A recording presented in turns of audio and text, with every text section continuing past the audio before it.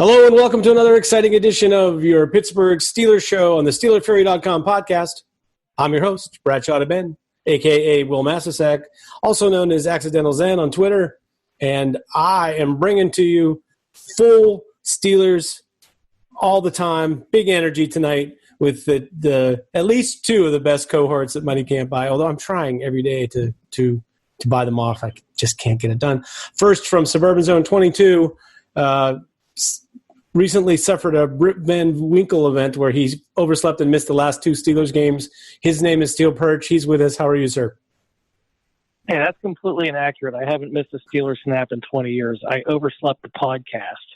Actually, it wasn't even overslept. I fell asleep waiting for the podcast. But I am overjoyed to be back after missing two. Sucks to get old, Perch. That's all I have to say. You haven't missed a snap in 2 years. If you watched every snap of the end of the last year's games with those guys playing quarterback, that's a red badge of courage right there. 20 years, not two, and that includes preseason. Yeah, also watching the end of the fourth game of preseason. Good going. And with us from somewhere in the South, he's hiding. He's on the lam, I heard. His name is Dom. He goes by FC. He's with us. How are you, sir? I cannot complain. You're like George Washington. You cannot tell a lie. Oh, I can tell lies. I just can't complain. Fair enough. From 88 here at like 2 o'clock in the afternoon to 31 now. So yeah, I love running my heater, my air conditioner, and furnace on the same day. It's like being back in Pittsburgh. Nice. Yeah, that does sound like. I was going to say it sounds a little like Pittsburgh weather. In New York City, the New York City weather version of that is as soon as it gets cold enough outside for them to put your heat on, the steam heat on in your apartment, then you have to open your windows, and it's like this balancing act between letting the freezing air come in and having it be like 200 degrees inside your apartment. So that's where we're at right now. It's the window crack season, as my wife likes to call it. Speaking of cracks. Perch, you haven't been around for a while. Would you like to talk about the Steelers? No, nothing on the menu. How about that guy holding back the Steelers, who isn't an MVP candidate, and according to Chris Sims, isn't a top 10 quarterback in the NFL right now, Ben Roethlisberger, the Steelers quarterback. What do you got to say about him and his performance, especially this weekend against the Cincinnati Bengals?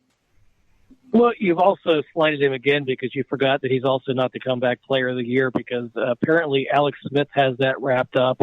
And if Cam Newton ever gets 2 consecutive completed passes in a row, he'll surely take second place. Ben may finish 4th or 5th in that vote. Yeah, it's ridiculous. Fuck Chris Sims. Who the hell's he? He's a nobody's son. That's who he is. But, yeah, we've all been with Ben long enough to realize how great he is and how underrated and underappreciated he is. And maybe it's because some of the off-field stuff that he's had, early in his career. But it's just – I almost kind of think that enough people just hate the Steelers. They don't want to see us have a good quarterback, and nobody's ever going to give the guy any credit. But, yeah, he was on the money last week. I mean, he should have been on the money last week. The Bengals were completely decimated in the secondary. They don't have much of a pass rush to begin with. And he's going to be facing something pretty similar in Jacksonville this week. But, boy, I mean, he's throwing a pretty ball. He's spreading it out. It was almost like practice there when they were up a bunch, just trying to get that deep ball to work. I think that's the last missing thing is to be able to stretch the defense. And his accuracy in the deep balls, last year he had some trouble in the game and a half that he had. And maybe going back to the year prior to that at the end of the year. He's just got to kind of get a little bit more accuracy on those deep balls. I think he's still got plenty of arm strength, but he's just missing a little bit on those. Well, first of all, though, he threw a deep ball on Sunday that you can't throw any better. I mean, like if he had run around the field and like set it in the guy's hands, it couldn't have been any better. But also, I think it was the other way around the previous year, not 2019, but 2018. In the early part of the year, he was all over the place with the deep ball, and there was all this talk about how his connection with AB wasn't any good. And then at halftime of the Atlanta game, from there to the end of the season, he was unbelievable with the deep ball and everything else really about his game. But FC, I'll let you weigh in. What's your take on what the Steelers quarterback has meant to this team right now? Oh, he should be 3 to 4 for MVP.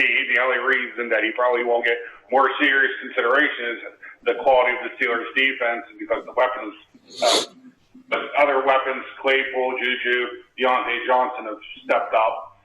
It's and ultra productive. And I mean, not more than 5 years ago, Chris Sims was on the needle in the spin. So I don't really need a junkie to tell me about football. Yeah, I mean, I think all of those guys, to a certain extent, are after the clicks. They like to put stuff out there that's to get people talking, and that's what their job is. I get all that, but there's a lot of people that decide they hate the media all of a sudden. I've hated the media, Christ, 20, 25 years. Yeah, you're early adopter. Yeah. Hey, there's snakes in the grass too. I look at them all like fucking paparazzi now, where they just, want to, get their clicks, get their quick picture, get their money, and, fuck them. Yeah, I feel that way as well, except for I can't get the clicks. What were you going to say, Perch? I was just going to point out that I hate everybody, so media would be included in that. Fair enough. Fairly obvious, yes. I don't know. I just feel like there's it's funny. I just seem like there's so many people I've had to fend off this year who want to immediately jump on any flaw in Ben's statistics or game and use it as a way to explain why he isn't as good as he appears to be. And it's been this way his whole career. I think it's just because he doesn't fit the fantasy football, or even the analytics mold really. And I think people who have a lot of vested interest in that are inclined to break it down so that they can appear that there's some reason that explains him because he's such an outlier in many ways. He wins. And it's to me, if you're a quarterback and you win, you're doing a lot of things right by definition. And I think, people refuse to acknowledge that. They'll even get into this thing now with you that, QB wins is not a stat and all this business. And I'm like, I think it's the best stat, honestly, because guys who figure out how to make the plays to win with what they've got to work with, that's the best quality in a quarterback. Yeah. I just think that a lot of it is Pittsburgh Steeler football, attrition football. The whole philosophy of the organization does not lend itself to fancy quarterback play and huge stats. If you throw in even the weather too, and you're playing in the AFC North and in slop and rain and snow and wind, and some of the things that that wind last week we haven't really even talked about that. But holy cow! There was times where it was gusting to 50 miles an hour, and he threw for 333 yards. Where a lot of quarterbacks in the league are not going to have a good day in elements. One thing I always give Tom Brady credit for is he played well in bad conditions, and Ben's been the same. But it just. The philosophy of the Steelers and their coaches, it's just always been run the ball, play good defense, keep it close, and win at the end. And that's where Ben is great. He just went to 5th all time in fourth quarter comebacks and game-winning drives, the week prior. And, when people talk about clutch quarterbacks, they never mention Ben, And can you think of the last time where he's had the opportunity at the end of the game to put together a game-winning drive and failed? I can't think of one. He's on a real hot streak in that regard. I can tell you, Perch, that there was an article a few years ago about, Aaron Rodgers' record when he's had the opportunity down by a score or less in the fourth quarter, and how many times he's succeeded or failed, and just had all the quarterbacks listed since going back to Dan Marino, listed about how many opportunities they had. And I was trying to update it to keep it going currently to find out where Ben was. And he's had one failure in 3 years or something like that. Well, above that, though, at any point in the game, if Aaron Rodgers trails by even 1 point, his career record is under 500. It's 4-something. Even if it's in the first quarter and he goes down 3-0, he has a losing record. I think he's only ever beaten 1 or 0 teams on the road with a winning record. Something like that. He had, if he's trailed at any point in the game. But Ben's record at any point in the game, if he's trailing at any point in the game, he still has a 56% win percentage. So second best only to Brady. Second best only to Brady since he's been in the league. Yeah. Sorry, Perch. I didn't mean to step on you. Go ahead, finish. No, that was it. I was just kind of finishing up on that point that the guy has just been so good. And just serious, just thinking back, like you said, can't remember games where he's had an opportunity, last drive of the game, Steelers down 4, or he hasn't scored the touchdown or driven them down every single time he gets it done. You just take it for granted at this point. And just, with the MVP discussions, Kyler Murray throws 2 interceptions, but throws a Hail Mary at the end of the game that gets caught. Oh, we got to put him in the MVP race, and he's got 3 losses, but forget that. I don't know. I'm done. I'm done with the topic. Yeah, I mean, basically, you got to go back to the New England game with Jesse James, catching it but not catching it, and Oakland, him coming off the bench after he'd been in the locker room for whatever, and then the Browns game where field goal was missed at the end of the game. That's the last 3 times, I think, unless I'm forgetting something more recent. But basically, yeah, he's been on a real hot streak late in games. FC. We're in uncharted territories now, 9-0. And Ben was asked this week, what are you thinking about this team going undefeated? Is that your goal? And he said, I'm not thinking at all about being undefeated. I'm thinking about winning the Super Bowl and playing, one opponent at a time. But I remember back when the Steelers were in their 70s heyday, and in particular that 78 season when they started off with all these wins, that players quietly said after they lost that they felt a little bit of relief at not having to carry around the burden of being undefeated, because it felt like there was some pressure on them, extraneous pressure with that. What's your take on that? Do you think it gets worse as the season goes on if you stay undefeated? No. I mean, especially whenever you have the Chiefs only with 1 loss, you only have 1 bye given. If the Chiefs stumble and they lose another game, if I'm the Steelers, I rest players. It's that simple. I could give a rat's ass about an undefeated record or anything like that. It's all about the Super Bowl. I mean, in 10 years, everyone's just going to remember the Giants winning that Super Bowl, not New England going undefeated, going into the Super Bowl. They're going to remember the David Tyree catch, not that, that Brady and Moss set NFL records. It's about winning the championship. So, yeah, the undefeated thing, I just like that they're winning, especially after last season. But, the Colts and the Ravens seem like the 2 super heavyweights left on the schedule. But, we haven't had a lot of success against Jacksonville over the last 15 years. So. Buffalo at Buffalo, that's another one that's a little bit of a... Absolutely have 0 belief in Buffalo. I think I didn't have any belief in Tua. I mean, they're 3-0. Well, the defense is 3-0. But, yeah, I think 0 fear. Yeah, I mean, it's the thing is it's really they get past the next couple of games, it definitely it's going to start to be a real consideration. NFL concerns me. I think they could beat the Steelers, and if the Steelers play a decent game, that's obviously the Chiefs because of the offense. But I don't believe in them nearly as much. I won't be surprised if the Raiders beat them again this Sunday. So yeah, well, Perch, I mean, this seems like this team has not really gotten into that really being in danger against the underdogs. I know the Dallas game they were behind, but it was kind of like, it looked inevitable that eventually that looked like a New England Patriots game of 5 or 6 years ago where it just was a matter of time before the Steelers came back and won that game. But I'm wondering, how much of this idea of letdowns against teams that they have to know on paper at least are not as strong as them. I mean, Tomlin's like there's no. It's not like they're the SEC team playing a MAC team. But how do you think it really is inside the Steelers locker room? It seems like a much better cohesive team this year, where you hear guys like Eric Ebron just gushing about what a great team it is and how everybody likes each other and how they hang out.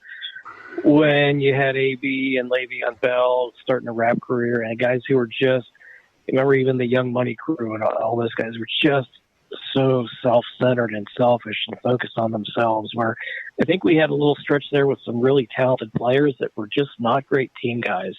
And it seems like it's the opposite this year, where these guys want to be together. They want to spend that extra time in the locker room or hanging out together. And it just seems like it's a more fun group to be around, and they're more focused. it's like Ben's the old guy, and he's got a bunch of young, unproven guys who are just kind of looking up to him like, hey, we're playing with this future Hall of Famer that we watched on TV when we were a kid, and it just seems, not a lot of egos, even on the defensive side. You got, like, the people in Bud Dupree's situation can handle a lot different than he has. He's been nothing but a professional and worked hard, and, he's playing, basically for a big contract in free agency next year. So, yeah, like you said, they really haven't had that big scare outside of Dallas. They didn't play great or dominate the first 2 weeks of the year when the season was just getting started then, and you were coming out of COVID, and they hadn't really had a preseason with the game at the Giants and in the Broncos game. But ever since then, they've taken care of business. They hammered the two Ohio teams like they're supposed to, and everything, it looks good from the outside, and Tomlin's doing a hell of a job this year too, and you won't hear anybody mention him for Coach of the Year. Watch him go 16-0. Let me bitch again. Watch him go 16-0. Ben won't win MVP, probably won't finish top 3, won't win Comeback Player of the Year, even though he came back from an elbow injury that no QB ever has, to go 16-0, and Tomlin won't win Coach of the Year. Watch it happen. I get no respect. No, I mean, as long as they're holding the sticky Lombardi at the end of the year, that's all that really matters. As you know, we don't put too much interest in those other awards. Those are for the losers, man. FC just had a weird idea. I was like, if you're the Steelers, wouldn't you bring all the free agents into the room with bring all the free agents and their agents into a conference room at the end of the season and put a folder in front of them? And inside the folder is a contract offer. And basically you say to them, if you all agree to the contracts that are in these folders, we can keep it together. Wouldn't that be an amazing strategy? You just be like, here's a number. Let's say they do go undefeated. Let's say they win the Super Bowl. And let's say Ben says he's coming back. I think that you can pretty much guarantee there's going to be 3 players that ain't coming back. That's going to be Bud Dupree. It's going to most likely, and a lot of people aren't going to like this, it's going to be David DeCastro. And the third person could be up for debate, but I'm going to lean to Connor because I think that they have those shoes to fill. Now, players that I could see definitely maybe working something more team-friendly, Villanueva, Pouncey, Juju. Possibly. It comes down to Juju doesn't scream money. I got to get paid right away to me, and that's Eric Ebron explained it best. He's been in 3 NFL locker rooms now, and he's never seen anything comparable to what the Steelers have going on, and maybe it's the COVID that has brought them together, meaning, Eric Ebron really hasn't had an opportunity to see a lot of Pittsburgh. The people that he knows in Pittsburgh are his teammates. So, meals, the more time you spend around someone, it can bring you closer. It can also drive you freaking nuts. And it just seems the personalities of this team have brought them together, which is a rare thing. Well, your little Porter idea, AJ Watt flat out told Houston, I am not re-signing with you. I'm done. What happens if he decides, you know what, Ben's coming back for a year, I'm going to play for vet minimum. Just for a chance to chase the title. That's what undefeated, that's what a great locker room gets you. That's what the opportunity to play with your 2 brothers gets you. Yeah, well, that's what I was getting at. I was like, I just feel like, they have that in a weird way gives them some leverage. I know it wasn't true after 95 is a year in particular where they had their big year. They went to the Super Bowl. They barely, they did not win the game even though it was close. And then they lost everybody. They let them all go. Can I rain on this parade? Yeah, go ahead. I don't know what the hell kind of contour math you guys are using out there. But there is no way in the hell they're keeping anybody at the end of this year. They may be a couple of the guys. They're screwed. I mean, the cap's going down, and they're going to be over. Juju's because I they were going to artificially at least stay at where it's at now. Well, to date, that has not been announced, and they haven't found a way to do that. If they just go by the old standard, by revenues and everything they're saying is going down. But your starting left tackle, your starting left guard, your starting receiver are all free agents. Tyson Alulu, as great as he, and think how bad the run defense has been without him. I know he's mid-30s and probably doesn't want to go somewhere else. He's a free agent. Bud Dupree's going to get offered a stupid contract, just a massive contract. And your third and fourth corner, both of your nickel corners are free agents. Mike Hilton and Cam Sutton's been playing out of his mind, like three forced fumbles in 3 weeks, one or two picks that he's had this year. Played outstanding. Looks like he should be starting for some team. Somebody's going to see that in tape and throw money at him. They got a lot. I mean, and James Conner, your starting running back. So they're going to have to maybe scrounge together to keep three of those guys. I think Bud Dupree's a goner. I think as good as Highsmith has looked, they're just going to have to let him go because it's a numbers game. And if they win the Super Bowl, you know what? Everybody thinks your free agents are even better than they are because they helped you win a Super Bowl. Sure. So those guys are going to get priced even higher.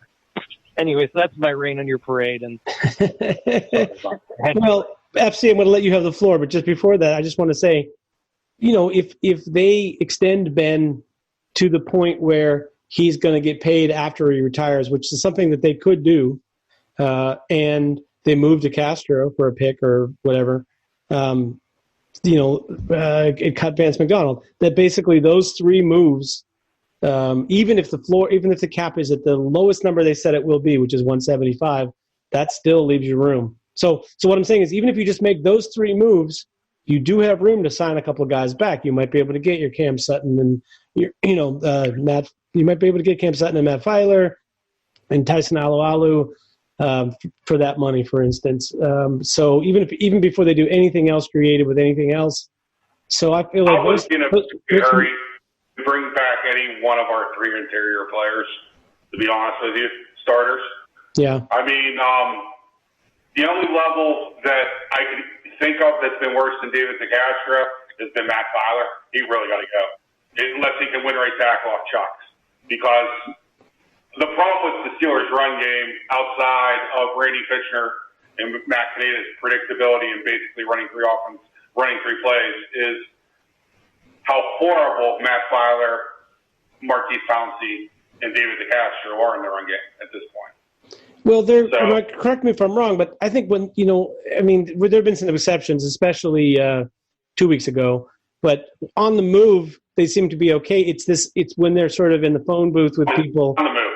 The on the move is 1995. Yeah. You can't be on the move. I don't want to see offensive linemen pull anymore. There's not a successful team that runs the ball in the NFL that's pulling offensive linemen like that. Well, all I'm saying is they did it against Houston with impunity, and they were amazing doing it. But you're 100% right that DeCastro is not 100%. Filer, I don't know, up and down. Marquis is just not a shot of the player that he was, and I mean the shine has completely come off Matt Filer. I absolutely humiliated to the point where I thought the one person, and I'm not going to say no names, but he's very primitive on Twitter. He actually posted video that he took down because of how bad and wrong he was, Nick Fairburgh. I know that he was ran to the hillside, back.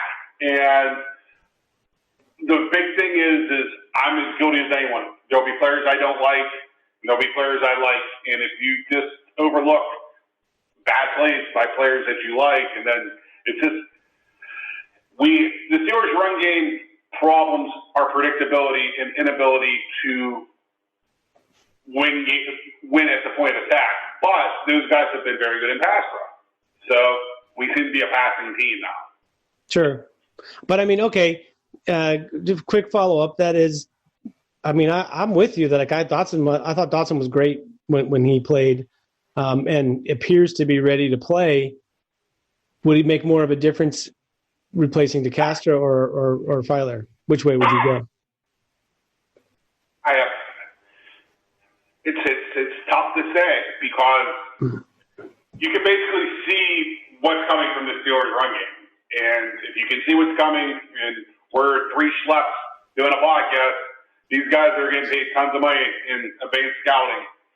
You can see the defense is shifting, linebackers moving to the hole pre-snap. That's a problem.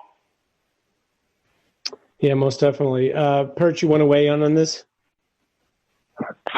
I think we're going to find out at the end of the year that DeCastro has played with some serious injury all year. I mean, remember how he just kind of mysteriously before the season had some injury and missed time and came back and then missed time again. And now he's not practicing most of the week and just coming out for Thursdays and Sundays is pretty much what he's working with right now. So I think he's still a really high-end top player. He hasn't played well this year, at least not to his standards or his level. You know, Ben loves Pouncey and doesn't want him to go, but that's a lot of money you're throwing at that guy. Yeah, both of them. DeCastro and Pouncey are making enormous money, man. Yeah, I mean, you almost need to move. Honestly, you know, those guys, and you almost need to go to Joe Hayden, too. So, hey, Joe, remember when you used to play for Cleveland?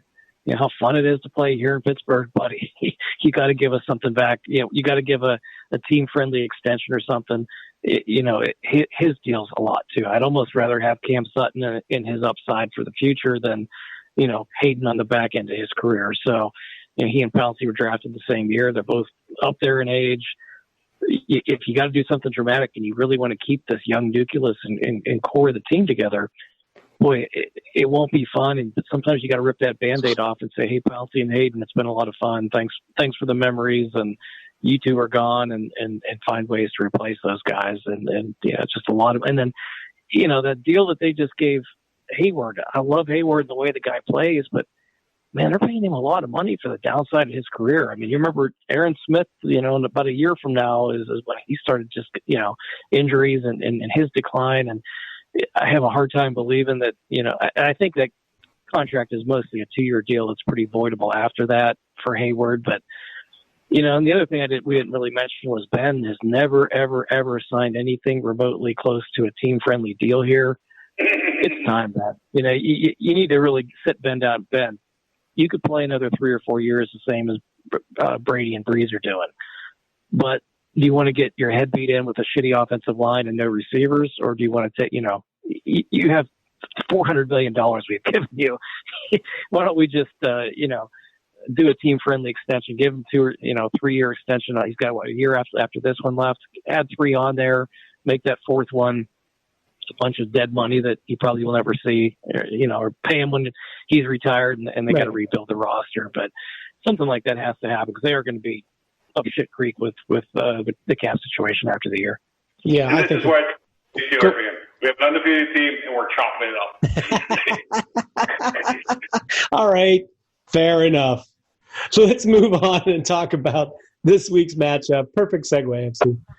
Let's talk about this week's matchup against the Jacksonville Jaguars. Perch, you mentioned that the Steelers haven't had too much success against them in recent years, but actually they haven't lost to them in Jacksonville for a while. It's just been some tight games. Go ahead, FC. And there's the playoff game sticks out in my head, you know? Yeah. Well, the playoff game, I will remind you that Ben, put up one of the greatest performances of his entire career in that game, and we had a guy that had been on his couch 2 weeks before that playing middle linebacker. So that may have had merit. And the secondary had Sean Davis and Artie Burns playing in it. You know what I mean? I do. Perch, let's talk about this matchup from the standpoint of what have you seen that Jacksonville is good at? Let's talk about the best part of the Jacksonville Jaguars in the 2020 version. I'll tell you what, their offensive skill position guys are pretty darn – they're deep and they're pretty good. You might not think that, just kind of looking down the charts, but they kind of remind me almost of the receiving core. They've got 4 guys that can beat you in a number of ways. DJ Chark is, kind of the speed guy on the outside. Keelan Cole's a good receiver. Chris Conley, we've had, issues covering him in the past. And Chenault, the young guy, I think he's out this week, so that helps a little bit. Robinson, Tomlin talked about him a lot. Good young undrafted running back. He's got almost 700 yards, almost 4.5 yards a carry. That's a good group. Tight end, they got old Oshag Hennessy. There's that reference in there. I think he's been up this week. I'm not sure if he played. Tyler Eifert's apparently still in the league when his concussions or whatever injuries aren't bothering him. But that's a pretty good, diverse group of people to throw to. I mean, when Minshew's been in there, he's been able to use those guys pretty good. I don't know much about this Jake Luton other than seeing he did pretty damn well against Green Bay last week. So if this game goes haywire or this game is close, I think that offense is going to be doing enough to move the ball and eat clock and keeping them in the game. That and turnovers. Anytime you have turnovers in a game, it's an issue. But that's what I think they do well. I think that their secondary is pretty beat up. They don't really do anything well on that defense. But maybe, if this is going to be an actual close game, I could see it being similar to what they had against Green Bay last week, where it's kind of a shootout. Yeah, I mean, without Chenault and O'Shaughnessy playing this week, those two guys are pretty good players. FC, they're going to have to run the ball successfully against the Steelers. I mean, last week was a weird situation. The Steelers played very little base defense. Tyson Alualu actually didn't play very much in the game because the Steelers opted to go for a bunch of defensive backs against what Cincinnati likes to do. So from your standpoint, are you concerned about that the carryover of this few bad weeks in a row of run defense? Because if so, it seems like that would be an avenue for Jacksonville to make this a game. It's a concern of mine. Robinson's he's a good runner. He's also a very good receiver out of the backfield. And Jacksonville has a pretty massive offensive line, and they would really like to be able to run the ball successfully. I'm familiar with their quarterback from Oregon State, Wolfton. Cannon arm, not really advanced at reading coverages, not super accurate, and he's a stiff in the pocket.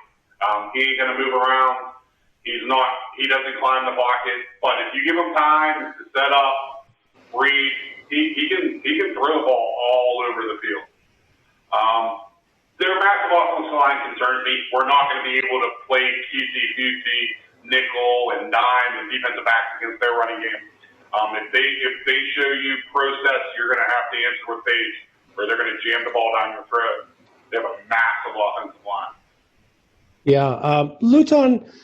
I actually saw a lot of good stuff of him on tape in the draft process, but then I got to some game and I can't remember if it was playing Oregon or Washington or somebody where he basically just melted. Like he went to absolute the puddle in the red zone and threw a horrible red zone pick, and then it was like it snowballed into like a bunch of interceptions. Like it was one of those kind of guys. But I hate to say the guy he reminds me of a little, being a sort of taller guy and everything, is Mike Glennon, who coincidentally is the backup quarterback in Jacksonville. So if we want to have any bad memories as Steelers fans, that's a guy he reminds of a little bit. But Perch, it doesn't, Robinson, I was very high on him coming out. He's probably, there were, I think, 4 running backs in this draft that I thought were going to get drafted that I thought were really might have been good fits for the Steelers. Like Antonio Gibson, kind of a weird, hybrid guy. I like Jonathan Swift a little bit. I liked Darrington Evans, and I love James Robinson. I feel like he's a guy that has a very low center of gravity, so he can make kind of subtle adjustments in change of direction that are really effective, and he's hard to bring down because he falls forward. He's like one of those cats. Will the Steelers defense, be able to clog things enough against that big offensive line? I see this as being a real classic, offensive line, defensive line battle. Yeah, you would hope so. But even Cincinnati was gashing the Steelers a little bit last week at times. It seemed like they went away from the run. It really depends on what the Steelers defensive coordinator decides he's going to take away. Are we going to focus on shutting down that run and leaving our corners on Ireland a little bit more and making them, win some one-on-one matchups?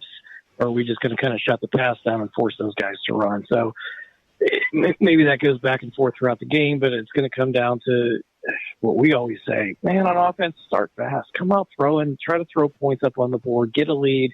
If you could make them one-dimensional because your offense, which is supposedly a really good offense with a Hall of Fame MVP candidate level quarterback, should be able to score at will on that shitty Jags defense. And that to me is a big mismatch. The other side, I think that there's, I could see the Jags sustaining some drives on the Steelers because they do have 4 or 5 talented, offensive weapons. So to me, I think you just got to come out, put the pedal to the metal on offense, trying to throw up a bunch of points, get those guys down, get them one-dimensional. And I don't think, that's a good run-blocking offensive line. It's not a good pass-blocking offensive line.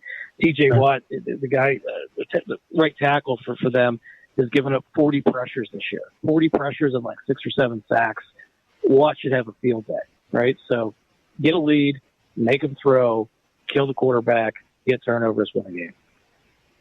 Indeed. That sounds like a good plan. FC, has there been a little bit of a revival of the Bear front in terms of run defenses in the NFL this year? It seems like the Steelers were using it some, and then the Steelers' opponents have been using it recently. It just feels like that's a thing that we talk about a lot, but now seems to be really in vogue. Am I right about that? I mean, it's been around. It's just you're seeing more of it. I think that you're seeing more bear front because teams have had less time to prepare. And, I mean, when you fill every gap and you got a single high safety, I mean, originally the Bear defense, Doug Flank, from Norwin, that's 46 defense. The Bear is actually named for the player. Doug Flank played at Norwin High School. Buddy Ryan named him. He played for the Chicago Bears for years. To run it successfully, you need special players. You need a special weak side outside linebacker that can cover a slot wide receiver. There's not too many Wilbur Marshalls running around the NFL. The reason I really think that you see a lot of teams running it is because it is very difficult to prepare for. But after you prepare for it, you eat it up. And the Bear defense came around to kill the West Coast offense, kill the 3-step and 5-step drops because you just don't have time to get the ball out. And teams adjusted, and the run and shoot ate up the 46 defense. And teams around the NFL, you very rarely see single high safety. You see more of it now, but you also see more, vertical passing. I think the reason that you see the 46 is there's so much passing, and you can't get away with anything. So you might as well attempt to attack the quarterback, and the quickest way to do that is blow up blocking schemes. When you fill every gap and you're coming downhill, that's how you kill passing or kill blocking schemes. Sure. I don't know. Flip around to the other side of the ball. The Steelers' offense. We assume that Jacksonville's defense is not really going to offer that much resistance, but they offered a little resistance to Green Bay last week. I thought. I don't know. It's like there's every team in the league can play if you keep them in the game and keep them interested and don't expose their weaknesses, particularly for whatever reason. But it just feels like the Steelers are going to come out. My guess would be, maybe you see if you agree, the Steelers are going to come out in this game and try to fix their running game. That to me has got to be like a big objective for them in this game. Yeah, that's probably my biggest fear too. That they're going to say, "Hey, we got to fix the run game. Let's go down to Jacksonville and trying to run." They just placed their cornerback on IR, and the rest of their secondary sucks, and they have no pass rush. Let's try and run the ball the whole game. I could see that happening. Not what I would do, not what we probably want to see happen, but I could see it. I could see it being part of the game plan. I mean, I don't know. You could either set up the pass with the run, or you could set up the run with the pass. To me, I'd rather jump out, get a lead, and then work the run game off of that. Well, I know what FC is going to say. He's going to say, "Tell me how many guys they have in the box, and I will and what defense they're playing, and I will tell you whether they're going to try to work on their run game or not." Am I right? Sort of. My preference would be similar to Perch's, where I would like to be up 35-0 at halftime. Yeah. Throwing Mason Rudolph and J.C. Hauserman and Ray McLeod out at wide receiver. Give some of the starters, offense and defensively, a break, considering we got a war coming up in 4 or 5 days after this one. So, that would be ideal. It never seems to work out that way. I have a feeling this is going to be keep it close Tomlin and, have the FC grabbing at his chest at times when he doesn't think that it really should be that way. But this ends up that way. It's good that the Steelers are sponsored by UPMC because because I think they send a lot of people there for sure. This, you mentioned the cornerback situation, and I mentioned, what defense are they going to run? What is Jacksonville going to try to do against the Steelers? First, it seems like defenses have tried kind of a lot of different things the last few weeks, and very little of it has actually worked.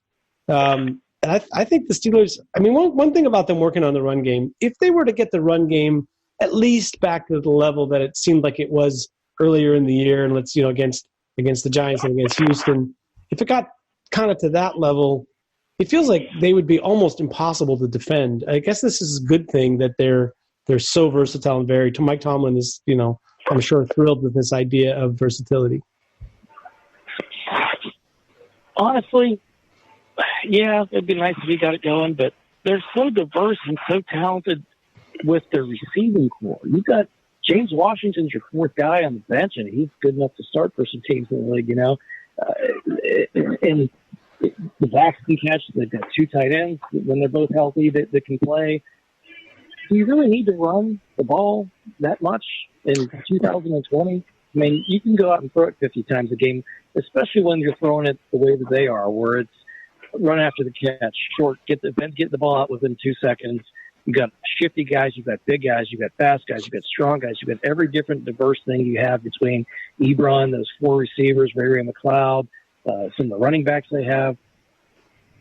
Just let Ben deal. When they let it loose and give him the ball and let him deal, they score a touchdown every fucking time. You know what I mean? So, yeah, it would be nice to have the run game working as a complement, but you don't need to force it. It's not the 1980s. You don't have to have some 4-yard, 4.5-yard, and a cloud of dust run game to just grind out the clock. You could do the same thing through the pass game. And to me, you know what? The run game isn't working. You could still win a Super Bowl. Just keep throwing it. I couldn't agree more. FC, they ground the clock pretty well against Tennessee in that first half, with drives that sucked all of the air out of the Titans offense. But is there a risk that Ben's arm falls off? The guy barely even. He didn't even have what I would call a particularly accurate first half last week, and he basically threw for a half of 500. He had 250 yards at halftime. So it's definitely effective. Is the downside that teams are just going to see too much of this and eventually it's going to run stale? I don't think it can run stale, to be honest with you, for the reason that, Perch pointed out is we got three very high-end wide receivers, two others that are very good, Ray McLeod, Eric Ebron. We like to make fun of Vance McDonald, but he showed that he can make some plays in this league. And, I don't – if they haven't stopped Brady, they haven't stopped Breeze. If Aaron Rodgers has the lead, he doesn't get stopped. It's basketball on grass. It's the best way of putting it. And I don't see how you can schematically stop the Steelers passing legally. Yeah, and Perch, in addition to all of that and the 2020 kind of thing, the asset that the Steelers have, aside from all the great skill players, is a quarterback that has become so good at manipulating the defense before the snap, after the snap, with his eyes, with his pump fakes, and with just understanding where the ball has to go and getting it out quickly. This is like, who would ever have imagined in 2004 that you were going to see all of that out of Ben? But it does feel like this is an asset that they have that is very difficult to predict and stop and prepare for. But I can't shake the feeling that, at some time they're going to need to pick up some third and shorts, and at some point they're going to need to pound the ball a little bit late in games to, keep the other team from catching up. Is it possible that they could go through the whole season kind of like 2008? They kind of went through the whole season without having a good short yardage run game. And then, in the Super Bowl, they needed a short yardage play and they scored a touchdown on it, thank God. But could it be that they just make it through the whole season without really having that thing in their arsenal? No, I think what you just said I completely agree with. They need to have the situational run game there. They don't need what some people call balance, where they look at the stat sheet. We ran it 25 times. You don't need to carry the offense down the field 4 yards a carry, enforcing your will on somebody anymore. You just don't. The short passing game has replaced a lot of that stuff. They're more efficient. They're better. They're more talented. Listen, our running backs are marginal NFL running backs. They're not, we don't have an Adrian Peterson in this prime on this roster. Nothing close. I mean, we don't have a Jerome Bettis. We don't have, you can go down the list of people we don't have on this roster at running back. But when you need the 4th and 1, they've pretty much been pretty successful on the 3rd and 1 when they've needed to get it. They've been able to scheme some of that stuff. Even the handoffs to the wide receivers has been part of the run game.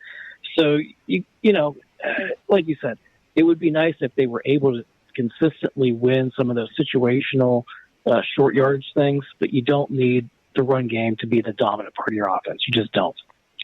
Yeah. FC, based on the earlier thing we had in conversation where we were talking about the offensive line and the interior and the predictability, what are the chances of the Steelers actually rectifying this to at least get it to a point where they have effective situational running? I don't think the Steelers are going to have successful situational running because I don't believe defensive coordinators really are going to permit it until the Steelers start blowing teams out. And, I mean, I'm going to leave one high safety until you take me out of that look. And, outside of Tennessee and we shut it down, we really haven't, tore Cincinnati to a point last week where we just lit it up and forced teams out of, certain defenses. Teams are going to continue to fill the box. And, you cannot run against heavy blocks in the NFL anymore. You just can't do it.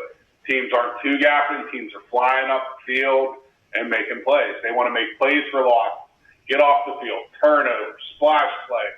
It's just not the Steelers. It's every team in the NFL because you've got to put offenses behind the sticks, force them into 3rd and longs, and then play to the chains and not be handsy and grabby. And so I don't think that our last Super Bowl team was that necessarily great running. I mean, nope.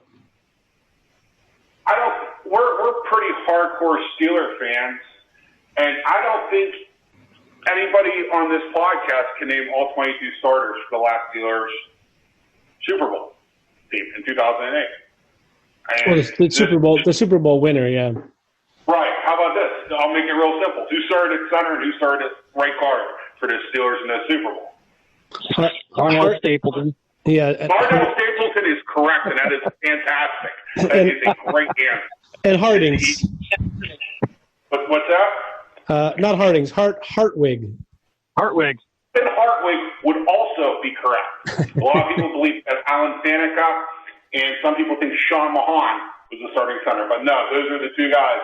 And those are the ones that everybody forgets. Yeah, that was – I mean, we used to say that was the worst offensive line that ever won a Super Bowl. And it had to be. I mean, it was right up there anyway. So, yeah, I guess you can have problems and still win the Super Bowl. But that was right. Daniel Holmes, Heath Miller, a plethora of, just Jimmies and Joes playing, 3rd and 4th and 5th wide receivers, sure. For the team. But Ben, passing game, and a really kick-ass defense, and we won a Super Bowl. That's how we roll. That's how we do it. I mean, I'd love to have a Billy Parker, Jerome Bettis combination in the backfield for us right now. Yeah. Absolutely. Would it make things easier? Yeah. James Conner is what he is. Yeah. Jalen Samuels is what he is. Anthony McFarland is too young and dumb to realize what he should do. Do I think long-term, if Anthony McFarland shows that he can hold on to the football and handle some blitz pickup, do I think he would be the best option in the running back for us? Kind of, sort of do. Just because of his explosive ability, his one-cut ability, And I think he can turn something that's blocked in the 3 yards into 35 yards pretty damn quick. I don't think that's the ability that Connor has. That's not an ability that Samuels has. It's definitely not an ability that Benny Snell has.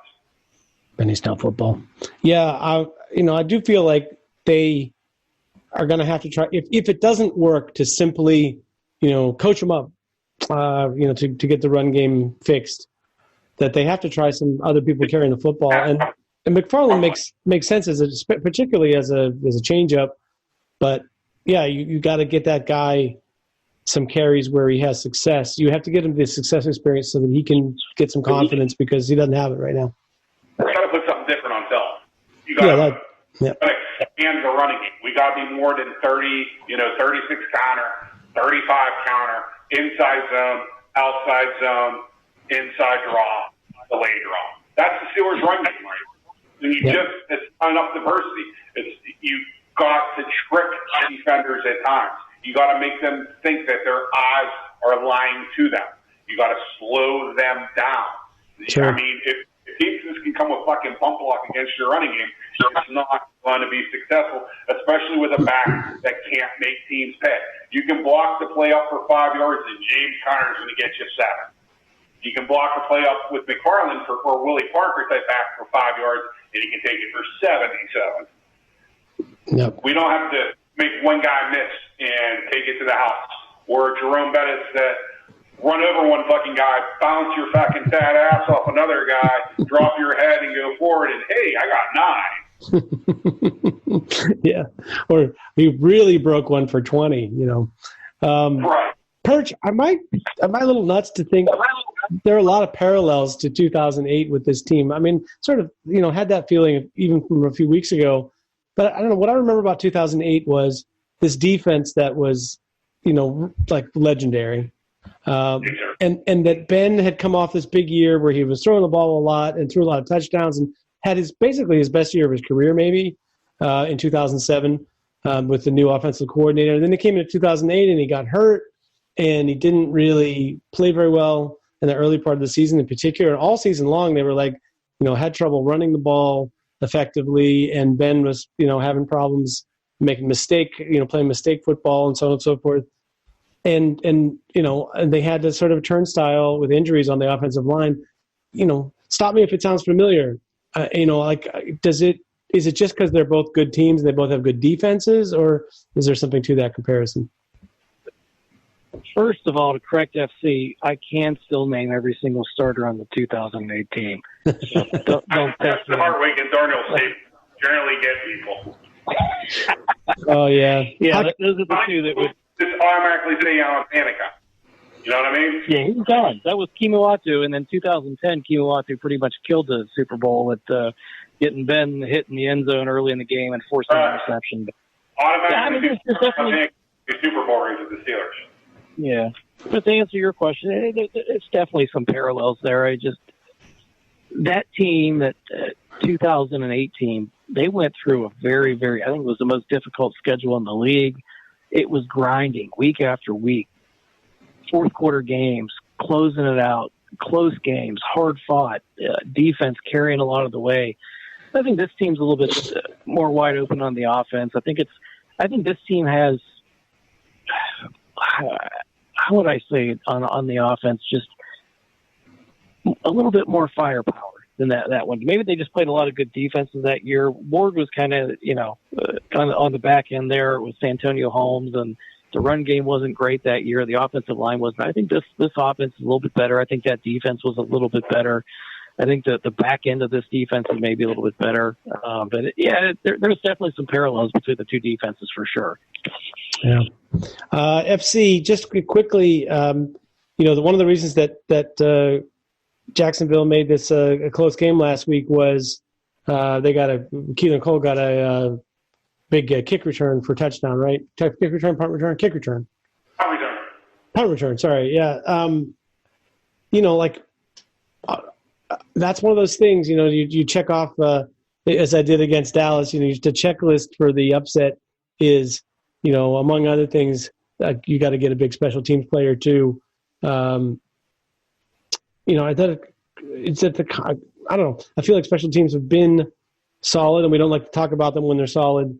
But I have a feeling that some little extra attention, it was maybe a good thing that the Bengals ran that fake last week, because maybe they'll have a little bit more on their toes this week. What's your take on the situation for the Steelers coverage teams? Outside of one game, and that would be the Dallas game, I think our special teams have been great. Outside some kicking issues, but actually, fucking our punter was great last week. And I think the Dallas game is going to be an outlier. It's going to be an anomaly. How many NFL teams have a former NFL head coach coaching their special teams? A lot of people, Jim Fossil, really good special teams coach, fantastic special teams coach, to be honest. So I think that's an anomaly, and I'm not overly concerned about the kicking game. I thought Jordan Berry really punted early in the game and all the way to halftime. I believe he had 4 or 5 punts. I believe he net was right around 50. I think he put out his 5 punts, 4 inside the 15-yard line. And Boswell, outside of the craziness of Dallas where they were cheating, has been pretty solid, kicking off and field goal. So. Well, with the wind being what it was, that was actually shockingly good performance, I thought. I just feel like Jacksonville is that returner is, he's a pretty good returner. He's a guy that you do have to account for, and maybe you don't kick to him. That's kind of my feeling in that situation. Or if you kick to him, that you do it with a purpose. But just something that I didn't want to go without mentioning, because I think it could be a factor in this game if they're not prepared for it. Perch, I'll leave you with the last word. Anything else to talk about this game that we haven't touched on? Screw Cincinnati for faking a punt down 29 points and kicking a field goal instead of trying to go for a touchdown just to get points on the board. What pansy shit was that? That's all. Throw the old man though this week. Yeah, it was a very Cincinnati thing to do, I thought. At any rate, listen, we're going to come back and give you our predictions for what will happen in this week's Steelers game in Jacksonville. But before we do that, it's time for our illustrious pick segment, brought to us by Dean Blandino, Mike Perry, Roger Goodell. Sports and shit, home, you can get your Steelers swag, t-shirts, koozies, dog beds, dog shoes, everything you think of, you can find it at sportsandshit.com. We do not care apparel also available. We do not care. That's us. I got to put Al River on that list. Wasn't it this week that Al River he went on Twitter to talk about, or maybe that was last week. I think I might have mentioned it on the show. The interception that the guy didn't even have the ball. But I think we just add Al River on permanently to the list. But FC, the one guy that we didn't talk about, did you catch the game where Aqib Talib was doing commentary? I did. Oh my God. I was like, wow, you're worse than Jonathan Belmont. I didn't think it was Bob. I don't know. I had a different take on it. I felt like he was like hanging out with a guy in a bar, which we always talk about. It's like, I would rather have that than have some, idiot try to be all like professional and perfect, like attempt to have polish and be terrible at it. I'd rather have the guy that sort of talks like a normal person. But it was his take on. That thing about Sunday football was Jim Nantz was at the Masters. Yeah, that's what messed with the whole rotation of things. Yeah, I'm sure they had to have all those Fox crews. Anyway, let's talk football for a second. Perch, I'm going to include this because I feel like it's a hard game to pick, and that is your Philadelphia Eagles, who are 3-point underdog at the Cleveland Browns.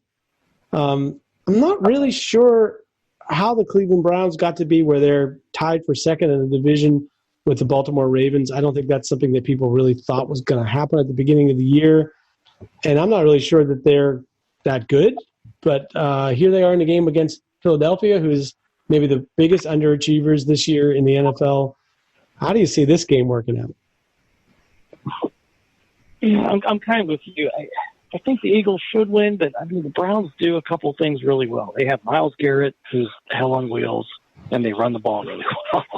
Those two things enable you to get a lot of wins. Or Myles Garrett's going to get a strip sack or force a bad throw into an interception. He's really dominant and commands a lot of attention. And the Browns have probably the best 1-2 punch at running back of anybody in the league, and their lines block pretty well. They've kind of learned their formula. Their formula is don't let Baker Mayfield blow the game, run the ball a lot, keep it close. But they didn't really score. They 10 points last week. I can see it going either way. I don't have a lot of faith in the Eagles, but I don't know. Out of rooting interest, I'd probably take the Eagles to win that game, 21-20. FC, how do you see it? I think the Browns are going to win by a field goal. So, push.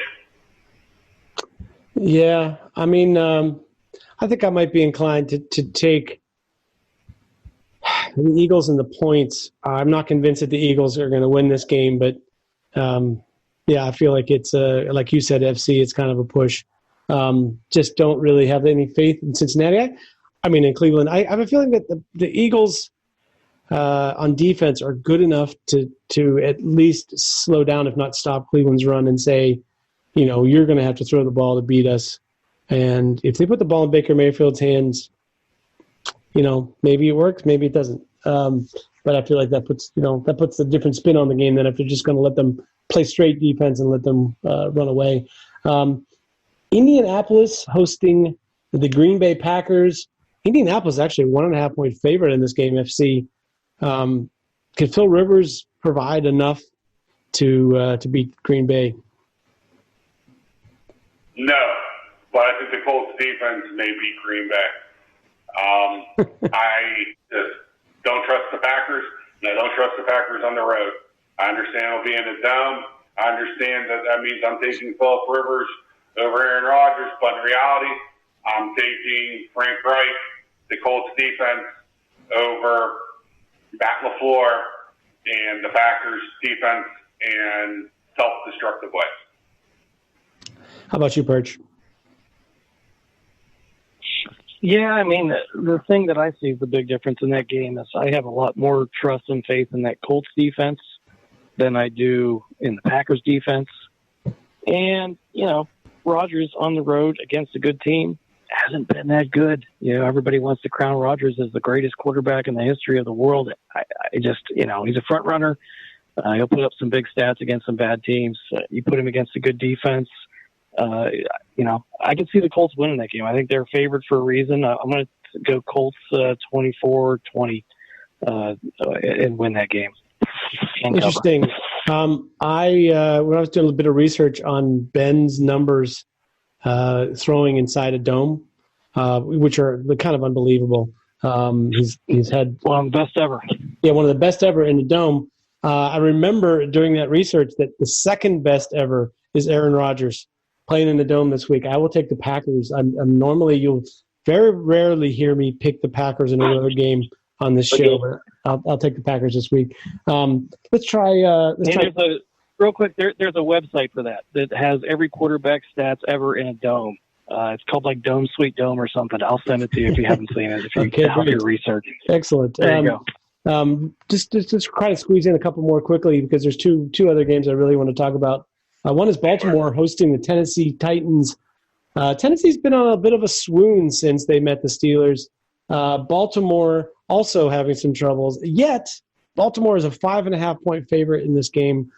I think that's a wild number. I'll start by saying I think that the Titans keep this at least within that 5.5. I might even pick the Titans to actually win this game. I think it's a bit of a trap for Baltimore. I'm wondering what you think, Perch.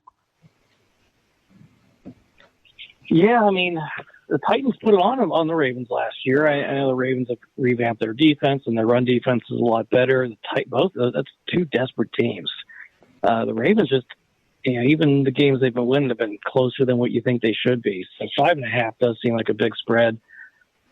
Yeah, I would take. You're giving me 5.5 points. I would take that. I think the Ravens end up winning that game by a field goal. I'd say 24-22, somewhere around there. But it's going to be real close. I can see it going either way. FC? The Ravens win. I don't. You know what? I think the Ravens win. I think they cover. Wow. Okay. Going the other way. Yeah. The 24th ranked passing offense, the Ravens. That's not cutting it. So hopefully they don't get it figured out for another week or two. But 24th ranked. Last one at Tampa Bay. Your Tampa Bay Bucks are a 4-point favorite over the LA Rams. I'll preface this with: do we believe in the Rams now, FC? Like where are we at with their defense? Seems. I believe in the Rams defense Yeah.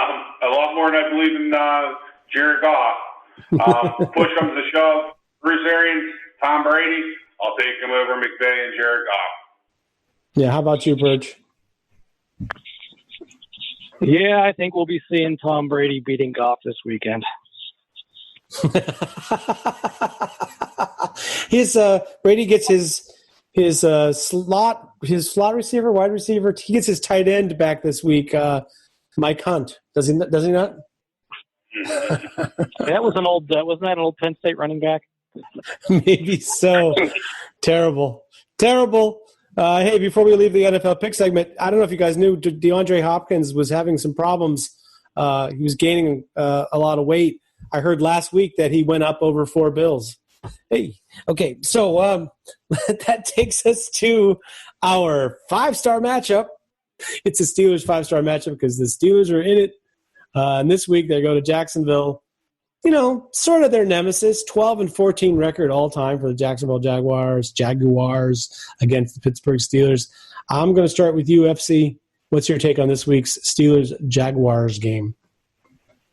Steelers win the game 31-10. Rest the starters the fourth quarter. It's just the Steelers, I just think, are more talented offensively. Rookie quarterback, experienced defense, and I would not be surprised if Tomlin makes it a point that says, hey, short turnaround, guys. The better you perform, the quicker we get this out of, we can get this out of hand, the quicker you can get yourself some rest and prepare for the Ravens. I know you're not supposed to say or do shit like that, but it's the reality. Perch, how about you? 27-13 Steelers. Game ends. Minka Fitzpatrick breaks up a Hail Mary pass at the 2-yard line. Don't you mean blocks a field goal to make it 27-16?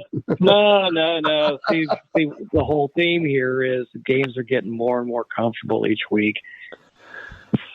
Yeah, I understand. Yeah, you have a theme for the whole season. It's so you have to really break it down and analyze it to be able to see what Perch's advanced thinking about this kind of thing. I think the Steelers are going to win this game 30-13. I don't think there's a lot of suspense in it. Like we talked about earlier in the game, special teams play, being able to run the ball a little bit. Maybe they could keep it in the neighborhood early in the game, especially if the Steelers are overly focused on what they don't do well rather than what they do well in this game. But I'm not sure about the starters getting pulled. I mentioned earlier on the board this week that how few times, even teams that have a reputation for blowing other teams out, how few times they actually get up big enough to take the quarterback out. The New England almost never did it. Last year, Kansas City replaced Patrick Mahomes once late in the game, and that was a game where he had turned his ankle or something earlier in the game, so they had an extra incentive to do it. But even teams that have a reputation for blowing other teams out, not necessarily get to rest the starters late in the game. That was a luxury last week. So even if the Steelers are good, and even if they're a Super Bowl contender, it might not happen that way every week. But I'll take 30-13, and let's go to last words. I give one to you, Perch. No injuries, win 2 in a row, pretty much wrap up the 1 or 2 seed, and stay healthy for the playoffs. Let's go. Have a good week. Happy Thanksgiving, everybody. Stay safe. Avoid the COVID. Perch, same to you, my friend. FC?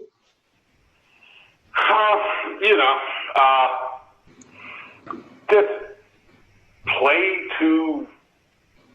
This is the classic trap game, and 12-14 versus Jacksonville, and a limited number of fans, and all the craziness. Just no injuries. That's why I agree with Perch. Injury free, and get ready for the Ratbirds on Thursday. Yeah, I think we're all in agreement on injury free, especially with the short turnaround. There's no time to really readjust with anybody else. And the Ravens, for all their flaws and the problems that they've had this year, every game against the Ravens is tough. And in particular, I think the Ravens have really got to pull out all the stops and be desperate as hell against the Steelers on Thursday, no matter what happens on Sunday. Take advantage of that with an early lead and, shorten the game and get the hell out of there. That's an excellent plan for this week, gentlemen. Shorten your week. And speaking of short weeks, we'll be back on a short week as well after we enjoy a fabulous Steelers victory. I shall talk to you two gentlemen, Dom FC down there in South Carolina, and Perch there in Pittsburgh, falling asleep after fishing. Guys, stay healthy and safe. And everybody out there at Steeler Fury and on the internets who follow us, thanks for tuning into the show. Take care of yourself. Take care of your families and everybody. Let's be careful and safe and healthy. Can never say that enough. And let's enjoy a fabulous Steelers victory and talk next week. I remain Will Massasak, Bradshaw to Ben, Accidental Zen, saying, go get 'em, Steelers. Stellars. Here we go.